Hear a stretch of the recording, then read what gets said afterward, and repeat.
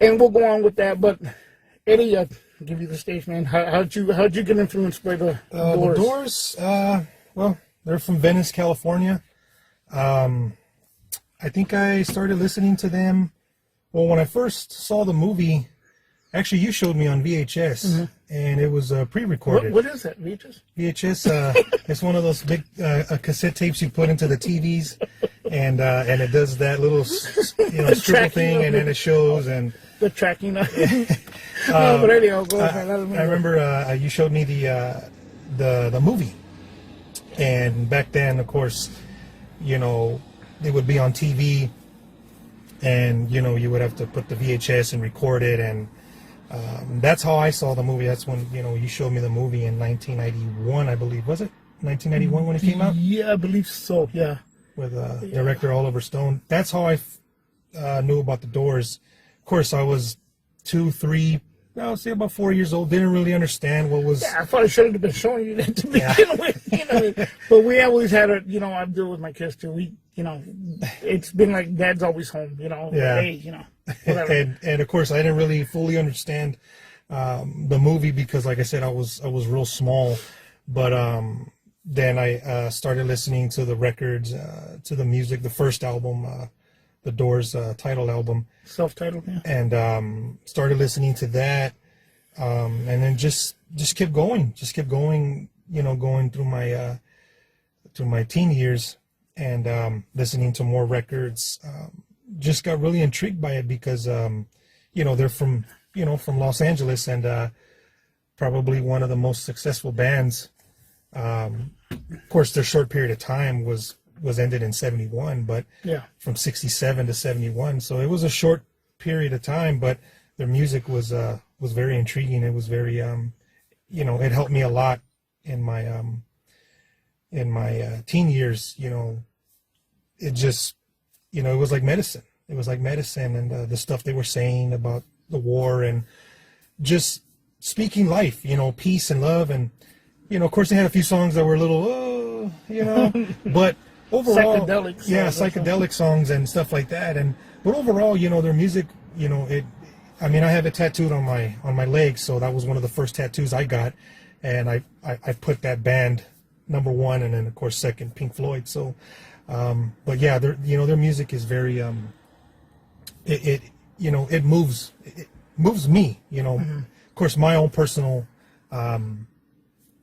towards the music, that music is something, man. It's something. So. Oh yeah. Oh yeah, man. I think when the movie came out, I remember hearing about it like years before it even came out. I think they were shooting it, and I used to listen to it was syndicated. Syndicated. I think from out of Los Angeles. I used to listen to Mark and Brian in the late '90s. Early '90s. Early '90s, and they they mentioned, at the time the internet was just starting to, kind of like, only certain people had it, it wasn't a big thing. But I remember they said, Val Kilmer's playing Jim Morrison, and I was like, I remember thinking like, Val Kilmer? Like, what the heck? Like, and I didn't even think Top Gun. I didn't think Iceman. The first thing that came to my mind was, he came out in Top Secret. He looks nothing like Jim Morrison. Like, what the hell? Like, but I remember they were talking about him. They're like, man, he looks just like Jim Morrison. I was like, what the hell? Like, I don't know, man. I don't know about this. I kind of had doubt, but I really was intrigued to want to go see this. So when the movie finally came out, I saw the trailer and I was like, oh my God, like just the cadence, the swag, I guess, if you will, when he's walking down the hall or whatever. I was like, wow, dude. Like, I was just, I was really, really, really wanted to see this movie. So I was dating this one girl at the time, and we went to go see it. And halfway through the movie, she was like, not even halfway. I think it got to the part where they were at the London Fog or whatever. He was doing the Crystal Ship part, the Crystal Ship. Okay. He was singing the song there, and she was like, let's get out of here, let's leave. And I was like, oh, man, man, like, for real, come on, like, you know what I mean? But I was like, all right, well, so we walked out of the movie, and I was like, man, next day, I woke up in the morning. I called a good friend of mine. Shout out to Arrowhead, man. Yeah, I know you're out there in Texas, brother. I called him up. I said, hey, bro, what you doing? He goes, nothing. I go, what do you have planned for today? He goes, nothing. Hey, you want to go see the Doors, bro? He's all, yeah, bro. And he always rolled me. He was my road dog, you know. So I got up. I took a shower, man. He lived just down the street. Got in the car. We went. I want to go see it tonight. I really wanted to see this movie. I think I must have seen it about 6 or 7 times with some of the other club members from Nutrients and To Ghost Finest.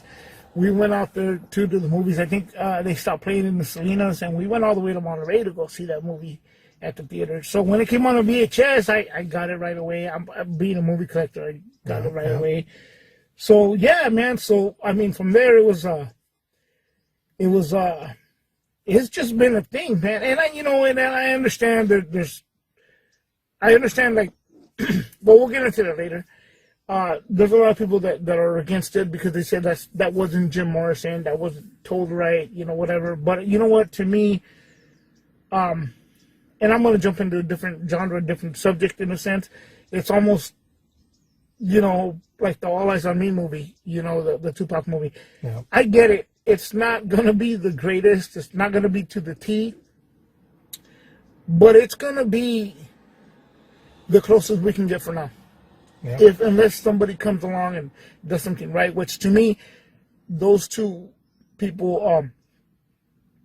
are American icons, and they're very hard to kind of pinpoint to get the exact story that it's supposed to be. So I think I'm just happy with what we got, at the end of the day.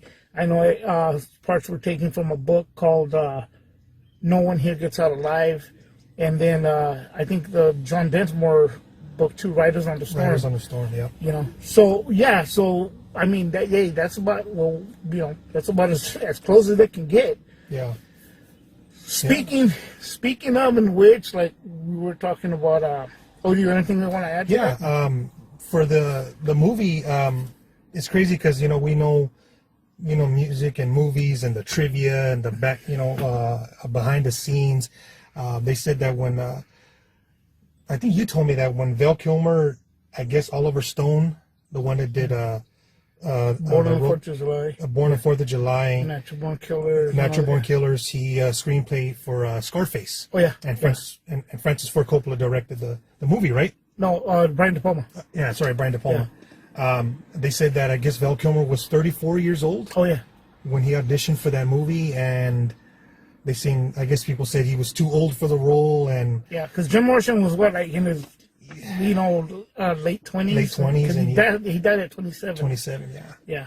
And they said that he was too old for the film, and he looked nothing like him. And then, like he said, when they shot the photos and when they did the iconic picture with his hands out, even I guess Oliver Stone was like, man, like that's Jim. Like, I guess of course when they're filming, they forget that that's Val Kilmer. So, of course he made you forget he was Val Kilmer. That's for real. That's for real, I think. And especially the Miami scene where he's in a concert in Miami.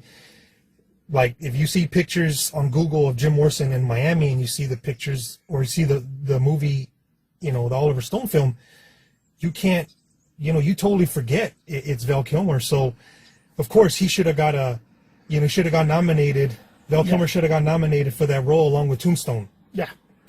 I think to this day, there's a lot of people now on the internet saying that he should have gotten something for the role of Jim Morrison. Man, we're getting some bad lighting this time of the year. I should have put different, but hey, guys, we're going to keep rolling. But no, yeah, he's right. I mean, and you know what? The other thing, too, about it that a lot of people don't know, and if you're a fan, then but, and you're into that as deep as we get into stuff. But in case you don't know, the other talent Val Kilmer has is that he can sing. Oh, yeah. So he went in and paid, I believe he paid with his own money for a recording session, and he recorded the Doors songs and played them for the Doors the members that were alive, and they couldn't tell the difference whether it was him or Jim Morrison, and that's how he ended up getting the role.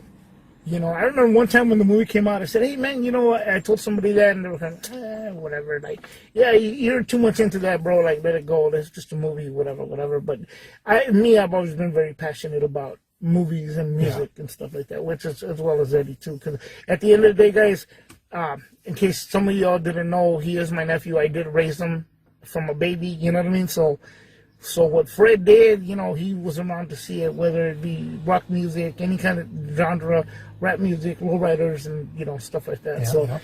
Anyhow, so yeah, man. I mean, I think that's an interesting thing. Now, what you want to add something? I'm gonna go and get in.